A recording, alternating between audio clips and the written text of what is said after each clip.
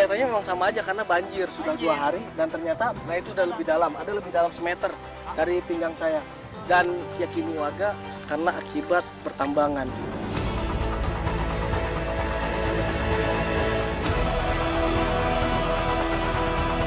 Ya pemirsa, ini dia emas hitam yang ada di bawah tanahnya Desa Rantau Bakula. Bagi sebagian orang, ini jadi rezekinya tempat mereka mendapatkan rupiah. Tapi di satu sisi, ternyata ada masyarakat yang juga merasa dirugikan dengan kehadiran batu bara ini.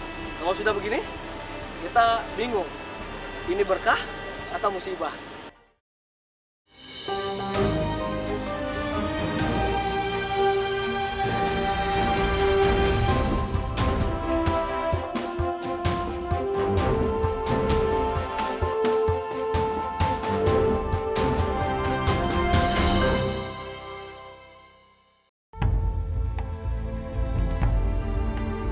Bukan rahasia lagi jika batu bara adalah salah satu tambang yang menjadi tumpuan ekonomi negeri ini. Posisi Indonesia yang termasuk 5 besar produsen batu bara di dunia semakin menegaskan strategisnya tambang ini. Bayangkan, angka produksi batu bara Indonesia mencapai lebih dari 400 juta ton setiap tahunnya. Kalimantan Selatan menjadi provinsi penyumbang batu bara terbesar. Cadangan batu baranya terbanyak kedua setelah Sumatera Selatan. Tak heran, hiruk pikuk eksploitasi emas hitam tak pernah surut di provinsi ini. Jepang, Cina, dan India adalah negara tujuan utama batu bara Kalimantan Selatan. Pendapatan daerah dari batu bara menyentuh angka 30 triliun. Namun, 5 tahun terakhir ini, usaha batu bara sedang lesu. Larangan ekspor bahan mentah dan harga pasar global yang makin turun menjadi penyebabnya. Namun, meski tengah lesu, penambangan batu bara tetap berjalan. Meski tak sebanyak dulu, permintaan pasar tetap saja ada. Celakanya, Indonesia hanya memiliki 3% cadangan batu bara dunia. Jika eksploitasi dilakukan terus-menerus, diperkirakan batu bara negeri ini hanya bertahan 80 tahun lagi. Besarnya pundi-pundi pendapatan dari batu bara memang sangat menggiurkan. Namun, menguras kekayaan alam secara terus-menerus juga bisa mendatangkan resiko. Tak selamanya si emas hitam akan selalu mendatangkan surga.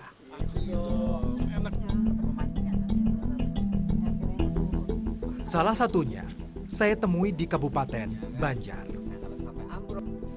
Bencana sudah menampakkan diri di tempat ini. Aktivitas pertambangan ditengarai menjadi penyebabnya. Setidaknya inilah keyakinan warga Desa Rantau Bakula. Tak kurang dari 300 meter persegi lahan pertanian dan kebun warga rusak. Tanah di tempat lahan pertanian amblas dan turun hingga 3 meter. Makanya ini tanami padi Kami, gunung. tim Indonesiaku, datang saat hari hujan. Kami tak bisa melihat retakan tanah yang terjadi di sini karena amblasnya tempat ini membawa bencana baru saat musim hujan. Ya, sawah dan kebun di sini rusak terendam banjir. Lahan yang sebelumnya dataran tinggi kini menjadi kubangan. Derasnya hujan menenggelamkan area sekitar pertanian. Kebun-kebun karet warga terendam air hingga separuhnya. Mas Abran, Ya, ini katanya beda nih. Kayaknya kelihatannya sama aja karena ada air. memang. Bisa tunjukin bedanya seapa? Nah, coba nanti Coba. saya jalan ke sana Ya. ya. Nah, bedanya kan awalnya sini dataran tinggi ya kan? Ya, Pak? boleh. Itu rendah. Oh. Nah, kan coba lihat nanti nah Bapak kan kalau saya nah, Terus? kecebur ini. Ini yang retaknya itu, Pak. Oh, Cuma karena ini air Martapura sudah masuk, oke. terus menggenang ke sini jadi Ya, bisa. tutup air. Ini kelihatannya memang sama aja karena banjir sudah Banjir. 2 hari dan ternyata Pak Sabran, Pak, boleh Pak? Nah, Sedalam apa ini yang biasa? Itu udah dalam. Nah, itu udah lebih dalam. Ada lebih dalam semeter dari pinggang saya. Dan ini bahkan katanya bukan cuma 1 meter, 3 meter dari tanah sebelumnya ambles dan diyakini warga karena akibat pertambangan. Dan hasilnya pohon karet yang ada di seberang sana semua tenggelam. Lahan persawahan yang seharusnya kering ini juga tenggelam. Yang nggak tahu nasibnya petani nanti akan seperti apa ya, karena padinya pasti rusak katanya. Nggak bisa panen, Pak. Yang dalam letak apa? Siapa sangka lahan tergenang ini tadinya lebih tinggi dari sawah. Padi-padi ini adalah jenis padi gunung. Semestinya tak boleh terendam air. Gagal panen kini mengancam di depan mata. Kalau padi sawah tergenang air ini nggak jadi masalah, masih kau panen. Kalau padi gunung ini tergenang air nggak bisa panen. Mati sudah ini. Mati nanti ini nggak bisa panen. Rugi berapa banyak ini Pak? Ya banyak lah ini Pak. Oh? Artinya kalau kerugian per orang aja ini ya cukup makan setahun lah itu nah. 1 tahun nggak? 1 tahun nggak habis ini dimakan gitu ya. Cuma kalau nggak bisa panen ini ya nggak jadi apa-apa lah. Untuk padinya aja kan belum karetnya itu. Oh iya. Tanah yang sebelumnya produktif kini tak lagi menghasilkan. Tak hanya itu, keadaan tanah kini sangat mengkhawatirkan dan bisa mengancam keselamatan mereka. Salah seorang sesepuh desa menemani saya menyisir sejumlah sawah yang amblas. Amblasnya lahan pertanian benar-benar menjadi masalah besar bagi warga Rantau Bakula. Karena puluhan tahun tinggal di tempat ini, belum pernah ada kejadian tanah amblas. Karena apa yang keyakinan warga? Kalau kayu warga itu kan karena tambang dalam tanah. Ada tambang batu bara. Ada tanah ya, tambang. Yakinannya dari mana? Apakah ada titik-titiknya atau apa? Yakinnya dari mana? Yakinnya dari titik-titik ini ada. Ini ada koordinat, dapat dilihat koordinatnya dari sini bahwa ini area tambang. Bagian dari tambang itu. Iya, bagian bagi tambang ini. Bahkan orang-orangnya bekerja pun sudah mengarahkan ke sini. Oh, gitu. Memang sudah keyakinan gara-gara itu. Sudah keyakinan. Memang sebelumnya nggak pernah banjir gini. Belum pernah. Ini selama saya umur sudah 66 tahun belum pernah. Oh, saya aja udah 66 tahun. Belum pernah ada banjir. Belum pernah, belum banyak. Lahan sawah yang rusak sebenarnya hanya bagian kecil dari ketakutan warga. Sebabnya, area tambang juga menyasar bawah tanah permukiman desa Rantau Bakula. Ya, bayang-bayang tanah amblas di tempat tinggal mereka telah menghantui hampir seluruh warga desa. Makin hari, warga bukan hanya kehilangan lahan, namun nyawa. Sepertinya kini juga tak lagi aman. Kalau harta bisa kita nilai, kalau nyawa bukan ada nilainya. Nah, yang terancam nih nyawa, yang terancam. Khawatirnya itu amblasnya sampai ke pemukiman. Sampai ke pemukiman jelas, karena posisi lubang di pemukiman. Oh, ada posisi lubang di pemukiman. Ada posisi lubang pun di pemukiman. Beberapa waktu lalu, warga Rantau Bakula menyatukan suara. Mereka meminta tambang-tambang batu bara ditutup sepenuhnya. Untuk lebih yakin, saya mencoba ingin melihat sendiri bergesernya tanah di desa ini. Saya didampingi warga menuju lokasi yang ternyata tak jauh dari permukiman. Tak disangka-sangka, di lokasi sejumlah orang sudah berkumpul. Yang penting berjalan, Pak. Yang penting berjalan. Jalan terus, Mas. Jangan menghiraukan nih. Jalan terus. Awalnya, beberapa pengelola tambang sempat melarang kami masuk. Namun warga bersikeras mengajak saya melihat lokasi tambang. Sejak kejadian amblasnya lahan akhir tahun kemarin, warga memaksa menghentikan aktivitas tambang. Setiap hari selama 24 jam, ada warga yang berjaga di lokasi tambang untuk memastikan tak ada produksi batu bara.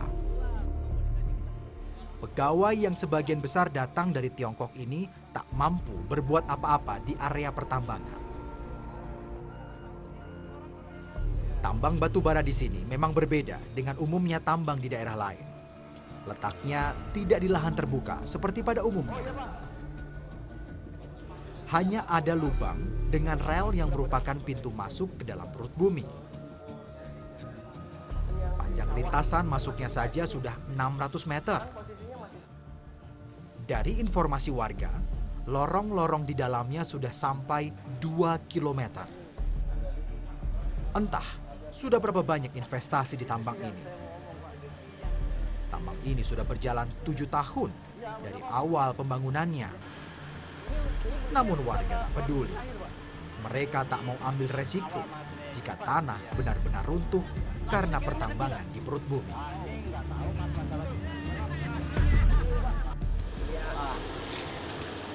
Ya pemirsa, ini dia emas hitam yang ada di bawah tanahnya Desa Rantau Bakula. Bagi sebagian orang, ini jadi rezekinya tempat mereka mendapatkan rupiah. Tapi di satu sisi, ternyata ada masyarakat yang juga merasa dirugikan dengan kehadiran batu bara ini. Kalau sudah begini, kita bingung. Ini berkah atau musibah? Sampai saat ini, belum ada tanggapan pasti dari Dinas Pertambangan atau Lingkungan Hidup setempat. Ini memicu ketidakpastian informasi di kalangan warga.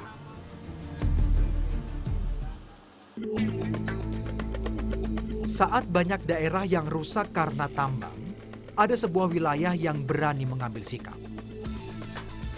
Sebuah kabupaten di bagian utara Tanah Banua, yakni Kabupaten Hulu Sungai Tengah. Hingga saat ini, kabarnya tambang batu bara adalah kegiatan terlarang di kaki pegunungan Meratus ini. Saya pun coba datang ke lokasi penggalian tanah untuk timbunan pembangunan perumahan. Pengambilan tanah di sini ternyata bisa mencapai 5-6 meter dalamnya. Menurut warga, mereka pernah tak sengaja mengais batu bara. Kabarnya tak perlu menggali dalam pun, batu bara sudah terlihat. Saya sampai di salah satu bagian tanah yang sudah digali. Laku kah? Bukan cuma tanah, batuan yang besar dan kecil pun laku untuk dijual sebagai campuran cor. Bukan batu untuk bangunan yang membuat saya tertarik, namun jelas-jelas ada batuan hitam alias batu bara di lahan yang baru 3 meter digali ini. Lucunya, batu yang bagi sebagian orang menjadi rezeki, tidak demikian bagi warga di hulu Sungai Tengah. Nah, Pak, ini batu bara kan, Pak? Ya, Ini laku dijual sini? enggak laku. Nggak laku? Ya, Bapak emang udah ambil? enggak ambil ya. Yang Bapak ambil cuma batu koral ini kah? Ya, Oh. Jadi memang agak lucu ya, misalnya di daerah hulu Sungai Tengah ini. Ini batu bara yang nggak sengaja ditemukan dari tempat galian tanah dan batu ini. Memang nggak diambil, karena selain dilarang, warga pun nggak mau menjualnya dan nggak boleh juga. Padahal dengan nggak sengaja aja begitu gampang ditemukannya, tapi justru di sini tidak jadi komoditas. Agak aneh memang dari bagian Kalimantan yang lain. Ini yang saya pegang ini batu bara semua. Ngambilnya gampang, nggak perlu jauh-jauh menggali berpuluh-puluh meter di bawah tanah. Ini ada di sungai.